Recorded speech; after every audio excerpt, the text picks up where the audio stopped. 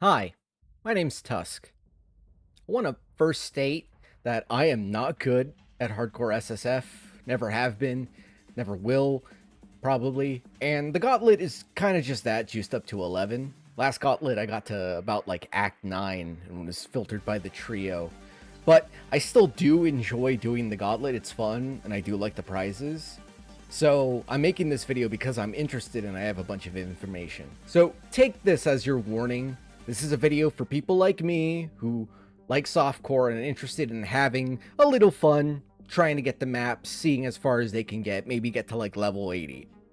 None of what I will talk about here is designed around beating the pinnacles and ubers, as that definitely requires a very specific kind of bossing build that you would transition to at a later stage.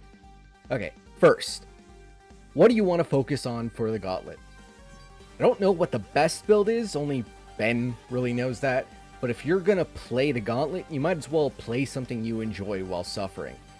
The two things you really need for a Gauntlet build is one, first Ascendancy power, and two, a significant defense focus. First Ascendancy power is here to make the campaign easier and will primarily determine your Ascendancy choice.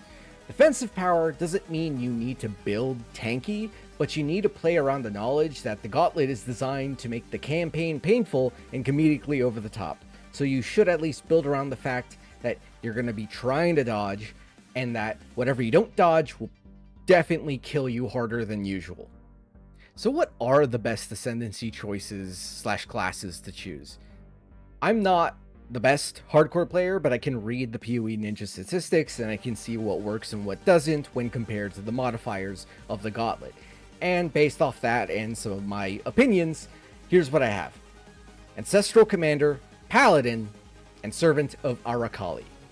Ancestral Commander is the standout, being the highest played Ascendancy in hardcore SSF, Phrecia League, as well as offering endurance charges, which are extremely useful for overall damage reduction, especially early on campaign with those modifiers. Also, slams are king this league, meaning Earthshatter and Volcanic Fissure of snaking builds are your best choices here. I expect a lot of people to be playing AC, and I expect a lot of people to be talking about AC when referring to the Gauntlet. Runner-up is Paladin. Paladin is here for being in a similar position and offering a strong first ascendancy power through its aura, Warcry node, and generic damage increases. Surprisingly, the Warcry node, it negates the damage increases of the mobs because it's both a 20%, so it effectively brings them back to normal mobs. It's also in a strong starting position with access to block and endurance charges. For this, I would suggest something like Smite or some kind of long-range elemental attack to work with everything the Ascendancy have. And then Servant of Arakali is on the opposite end, where it provides a super strong first node power through Envy that gives you like 120 chaos damage and basically solves your damage for the duration of the campaign. This allows you to build more defensively during the campaign, and you can use something like Cobra Lash or Venom Gyre to attack from range, get some chains, and use your additional damage to your advantage. This Ascendancy does suffer from a lack of defensive nodes on the Ascendancy itself, but according to POE Ninja, it was still extremely used, and likely is still going to be a top contender for the race and getting far. For those of you who are familiar with hardcore SSF, you may be wondering why I am not suggesting Scavenger as a top pick, as it was the second most played Ascendancy during that league. Two reasons. One, Power Siphon nerf and the lack of a first node power. First, Power Siphon lost about 30% of its damage and in 3.26, making it significantly weaker in the mine setup that 60% of players were using during that league. Second, Scavenger doesn't get the Cloak of Flame defense power, the one that basically everyone uses, until its second Ascendancy, which will make campaign much harder, especially for people like me. If you think you can handle a harder campaign up to your second Ascendancy point, and are willing to justify that for the power that Scavenger gives, because Scavenger does give a lot of power, then I would suggest Scavenger. And maybe going the RF version, following Pox's guide, or Smite. While those are my best choices, there are some runner-ups. There are others with significant advantage that can be used, and these are slightly weaker overall, but if you want to play a class that's less played for potential extra goodies or just so that there's less competition, here's your options. Daughter of Oshabi. This is probably what Jung is going to play, from what I know of him. It has two things going for it.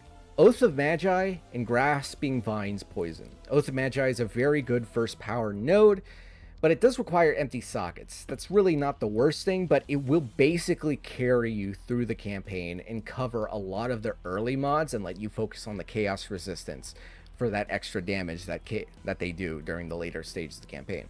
Also comes with Poison, which is poison. Poison is just strong in this game. You know, you could use Bouncing Concoction, or you could try Wanding. There's also Evasion stacking with Smite, because that's a node. That's me being theory crafty. And there's also the buff to Spellslinger. Spellslinger reserves much less mana now, so it's much easier to use. Hey, those are just some options. Antiquarian. Antiquarian is only here because Ward is strong. High block, a little evasion, Ward can help sustain a lot of damage and increase your massive hit pool. The Ascendancy does lack direct damage nodes, meaning you have to figure out a means of getting damage with a one-handed weapon or maybe a spell. I would only suggest this if you know what to cook with when most of your defenses come from block and ward. Puppeteer. I'm going to be honest, minions kind of have it hard during the Gauntlet, specifically permanent minions like zombies that are mentioned in Puppeteer. Puppeteer does have the life as the S node and dual strength stacking to make things easier. It also has on death caustic ground, which could be useful as your minions are going to be eviscerated much quicker during campaign and early maps. I don't know much about minions. I know that if you want to do them, you've got this Ascendancy and you've got Arakali with the spiders as your best bets. So that's about all the notable ones I'm aware of. These are chosen specifically so that you can level pretty easily and get to 80 or 90 and give people options based on their playstyle preference. I recommend that you play what you know. Don't just play the strongest build, because not every Ascendancy is invincible. AC does have the issue of the fact that you need to solve endurance generation and have that as a constant uptide. You will do your best in the Gauntlet with a build you are comfortable and have experience with. Otherwise, thanks for watching. I will be streaming the Gauntlet as some fun and just to raise some money for a friend who's in a rough spot. Check the image here. Check it out if you want to be able to help, or if you just want to see me suffer. Personally, I feel like I'm leaning Daughter of Oshabi. Probably going to try the Smite Evasion stacking or do a Spellslinger Poison DD setup.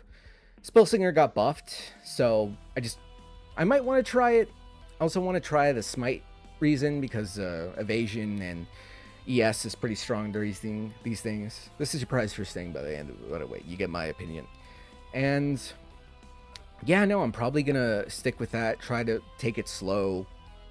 You know, level up a lot in each zone. Those kinds of things. But otherwise, bye. Thanks for watching.